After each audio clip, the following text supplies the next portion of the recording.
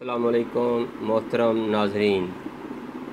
आज मैं आपके सामने एक वो नुस्खा दिखा रहा हूँ जो कराची में पार्सल करने के लिए तैयार किया गया है।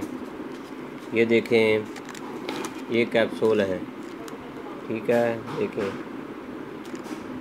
और ये नुस्खा है और एक ये नुस्खा है और ये तिले हैं। एक ये इसमें नागन तिला है, ये वाला नागन तिला है, ये अकरबी तिला है, बिच्छू का तिला है, ये सांप की चर्बी से बनाया हुआ है। ये जो है काले बिच्छू डालकर बनाया गया है। और ये वाला नुस्खा जो है रात को दूध आधा किलो लेकर उसमें 1 चम्मच डालकर उबाला देना है, सुबह को खाली पेट इसका नाश्ता करना है। ये वो बहुत ही नायाब नुस्खा है। और ये नुस्खा है रात को सोते हुए आधा चम्मच इसका खाना है। इससे अगर 10% भी सिमन हो उस 1 महीना खाने से 60 से 70% हो जाते हैं। जो दोस्त खाना चाहे वो खा सकता है।